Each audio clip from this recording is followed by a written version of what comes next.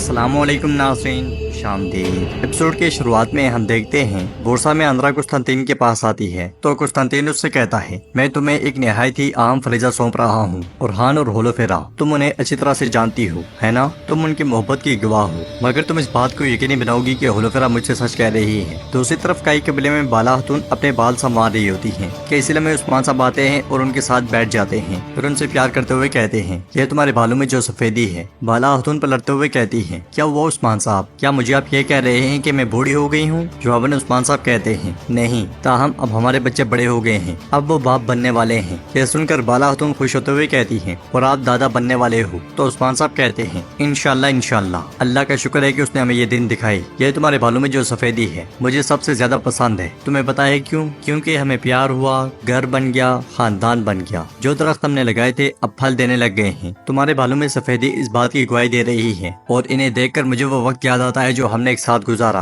ये कहते साथ ही उस्मान साहब बाला खातून को गले लगा लेते हैं। नाज़रीन, इसके बाद हम सुबह के वक्त देखते हैं गोंचा अपने खेमे में बिस्तर ठीक कर रही होती है कि इसलिए में अलाउद्दीन वहाँ पे आता है और गोंचा से कहता है, तुम क्या कर रही हो? छोड़ो इसे, अब से ये मैं करूंगा। वो गोंचा को पीछे करके बिस्तर ठीक करने लग जाता है। गोंचा उससे कहती है, एक छोटा सा काम करने से क्या होगा अलाउद्दीन? तो अलाउद्दीन उससे कहता है, नहीं ऐसा नहीं होगा। अब मैं तुम्हें जिस काम से मना करूंगा उन्हें अपने ज़हन में रख लो। अब से तुम कोई तरबियत नहीं करोगी, घुड़सवारी भी नहीं करोगी और बोझ तो बिल्कुल नहीं उठाना। यह सुनकर गोंचा हंसते हुए कहती है, अलाउद्दीन हम कबीले में रहते हैं, इतने काम के दौरान में सिर्फ बेकार खड़ी रहूंगी क्या? अलाउद्दीन कहता है, हाँ तुम ऐसा ही करोगी, तुम मुझ पर ऐसे ही मुस्कुराओगी और बाकी मैं हल कर लूंगा। यह कहते साथ ही अलाउद्दीन उससे प्यार करता है और फिर पूछता है, रात को जो बाबा ने कहा क्या तुमने उसके बारे में सोचा? अब मैं टैक्स देने के लिए सरहदी बाजार जाऊंगा, क्या तुम मेरे साथ आओगी? तो गोंचा कहती है, काफी अर्सा हो गया है, क्या तुम्हें लगता है कि मेरे बाबा का दिल नरम हो गया है? यह सुनकर अलाउद्दीन कहता है, यहाँ तक कि अगर नहीं हुआ तो ये तब होगा जब वो अपने नवासे के बारे में सुनेंगे। तो गोंचा कहती है, ठीक है, लेकिन इस बार मैं आखिरी मर्तबा जाऊंगी, मैं औलाद होने की हैसियत से अपना फर्ज अदा करूंगी। उधर मरकजी खेमे में उस्मान साहब जाने की तैयारी कर रहे होते हैं। बाला खातून उनसे कहती है, और जय कुत्ते की रस्सी पाली और गोश्त ने पकड़ रखी थी, ये दावत एक खेल होगा उस्मान, लेकिन कैसा खेल? मुझे ये अच्छा महसूस नहीं हो रहा उस्मान। तो उस्मान साहब कहते हैं, हम रस्सी पकड़ने वाले मालिक को भी उलझाई की तरफ भेज देंगे। इसलिए में सिपाही हसन वहाँ आता है और खत देते हुए कहता है, हुजूर तो गए अल्प की तरफ से खबर है। खबर पढ़ने के बाद उस्मान साहब कहते हैं, कुस्तंतीन ने बोरसा के लोगों को तलवार के गार्ड उतार दिया, उसने उन सबको मार दिया जिन्होंने जंगी टैक्सों पर एतराज किया। तो गाय का कहना है कि मासूमों की चीखें आसमान तक पहुंच रही हैं। बाला खातून गुस्से से कहती हैं, उससे अपने लोगों पर भी रहम नहीं आता? उस्मान जिसने अपने मजहब के लोगों के साथ ऐसा किया वो बड़ा शैतान है। अल्लाह हमें इज्जत वाले दुश्मनों का मुकाबला करने की तौफीक दे। तो उस्मान साहब कहते हैं, मैं जानता हूँ बाला, उनकी गद्दारी की कोई हद नहीं, लेकिन हमने एहतियाती तदबीर इख्तियार की हैं। सिपाही बोरसा में बेस बदले होंगे, वो तैयार खड़े हैं। हम गुंदूर साहब और दीगर तमाम लोगों का इंतकाम लेंगे, लेकिन जो कीमत कुस्तंतीन अदा करेगा वो काफी भारी होगी। बोरसा में होलोफेरा एक खत कुस्तंतीन को देती है, जिसे पढ़ने के बाद कुस्तंतीन कहता है, मैं ये खत ओरहान को नौकरानी के जरिए दूंगा। ओरहान यहाँ आएगा,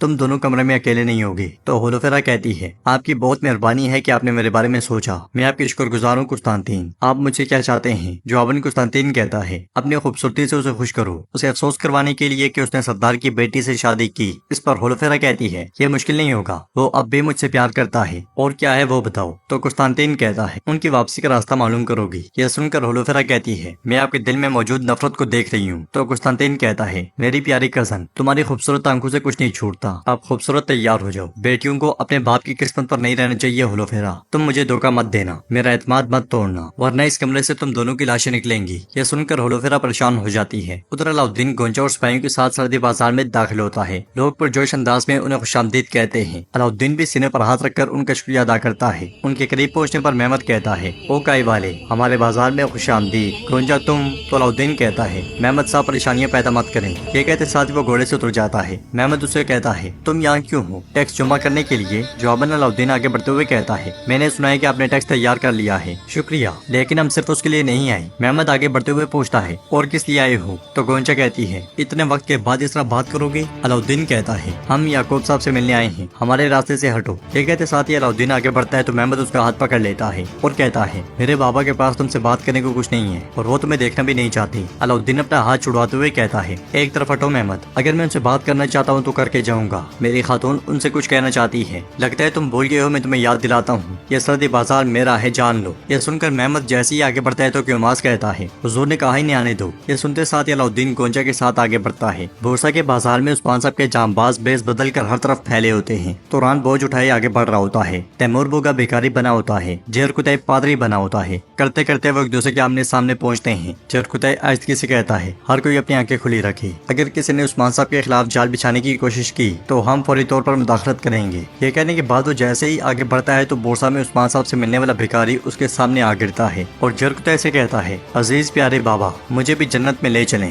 برائے مہربانی میں آپ سے بھیک مانگ رہا ہوں۔ تو جیرکتائی اسے کہتا ہے یسوع مسیح تم کو برکت دے میرے غریب بچے، جنت میں جانے کے لیے پہلے تمہیں مرنا ہوگا۔ یہ سنتے ساتھ ہی بھیکاری خنجر نکال کر اس کی جانب بڑھا دیتا ہے تو جیرکتائی سوچتے ہوئے کہتا ہے توبہ توبہ استغفر اللہ، پھر اسے کہتا ہے دنیا میں سب سے پہلے خداوند کو تلاش کرو، پھر تمہیں جنت مل جائے گی۔ بھیکاری پوچھتا ہے مگر کیسے؟ جیرکتائی کو کچھ نہیں سوچتا تو وہ کہتا ہے پہلے یہاں سے پیدل چلنا شروع کرو، میں سب کچھ نہیں جان سکتا۔ یہ کہتے ساتھ ہی جیرکتائی آگے بڑھ جاتا ہے اور لوگوں سے کہتا ہے خداوند تم پر رحم کرے، خداوند تم پر رحم کرے۔ اسلام میں عثمان صاحب سپاہیوں اور اورحان کے ساتھ بورسا میں داخل ہوتے ہیں اور وہ باری باری اپنے ساتھیوں کو دیکھتے ہوئے سر ہلاتے جاتے ہیں۔ عثمان صاحب کو اس بیس میں دیکھتے ساتھ ہی تاجر کے منہ سے بے ساختہ نکلتا ہے نیکولا۔ زیادہ تر عثمان صاحب کے جانباز نیچے جبکہ آئیکو توگائی کے ساتھ بلندی پر کھڑا ہوتا ہے۔ کچھ دیر آگے بڑھنے کے بعد الیکسیوس عثمان صاحب کے سامنے آ جاتا ہے اور کہتا ہے ان سرزمینوں کے سب سے شاندار شہر بورسا میں خوش آمدید عثمان صاحب۔ تو عثمان صاحب کہتے ہیں خوب، یہ شہر امیر تو ہے لیکن طاقتور اتنا نہیں جتنا ہونا چاہیے تھا۔ یہ سن کر الیکسیوس کہتا ہے اپنے گھوڑے یہیں چھوڑ دو، یہاں سے آپ گھوڑوں پر نہیں جائیں گے، یہ کوئی ترک قبیلہ نہیں ہے جہاں آپ اپنے گھوڑوں پر سوار ہو کر آئیں۔ عثمان صاحب مسکراتے ہوئے گھوڑے سے اتر جاتے ہیں اور اس کے قریب آ کر کہتے ہیں میری طرف دیکھو کمانڈر، اب ہمارے گھوڑوں کے ساتھ اچھا سلوک کر لو،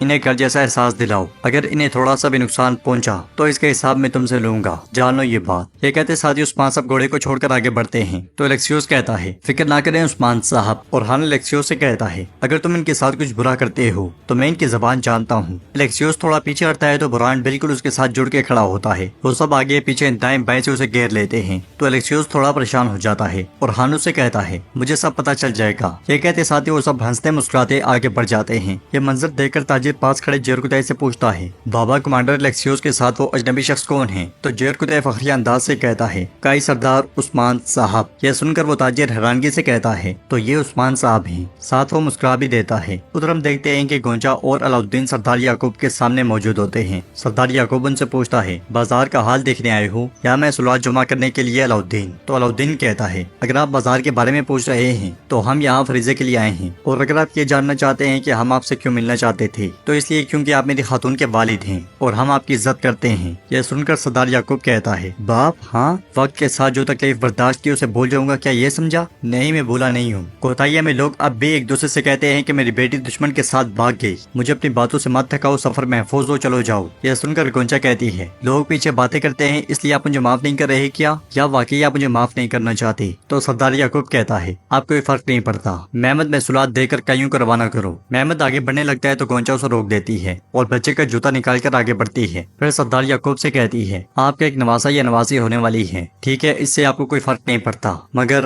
گونجا اور جوتے کو دیکھتے ساتھ ہی سردار یعقوب کو سینے میں تکلیف محسوس ہوتی ہے۔ پھر بھی وہ کہتا ہے نہیں، میری کوئی بیٹی ہی نہیں کہ میرا کوئی نواسا ہو۔ یہ سن کر گونجا روتے ہوئے بچے کا جوتا ان کی ٹانگ پر رکھ دیتی ہے اور کہتی ہے ٹھیک ہے پھر یہ آخری بار ہے کہ میں آئی ہوں بابا، میں نے بطور بیٹی اپنا فرض ادا کیا۔ یہ کہتے ساتھ ہی گونجا پلٹتے ہوئے علاؤدین کو پکڑ لیتی ہے اور جانے سے پہلے علاؤدین کہتا ہے ہمیں آپ نے اس دروازے سے 2 بار خالی ہاتھ لوٹا دیا یعقوب بے، ہم نے کہا کہ مسلمانوں کے کچھ حقوق ہوتے ہیں، ہم اس لیے آگے، لیکن یہ ختم ہو گیا ہے یعقوب بے، سلامت رہیں۔ یہ کہتے ساتھ ہی علاؤدین گونجا کے ساتھ خیمے سے نکل آتا ہے اور محصولات لے کر روانہ ہو جاتا ہے۔ انہیں اس طرح سے جاتا ہوا دیکھ کر محمد بھی سوچ میں پڑ جاتا ہے اور ساتھ میں غمگین بھی دکھائی دیتا ہے۔ خیمے کے اندر سردار یعقوب بچے کے جوتے کو چومتا ہے اور وہ بھی کافی تکلیف میں دکھائی دیتا ہے۔ تو ناظرین اس کے ساتھ ایپیسوڈ بھی اختتام پذیر ہوتی ہے۔ اگر آپ کو یہ ویڈیو پسند آئی تو ویڈیو کو لائک کریں، چینل کو سبسکرائب کریں اور بیل آئیکن پر لازمی سے کلک کر دیں۔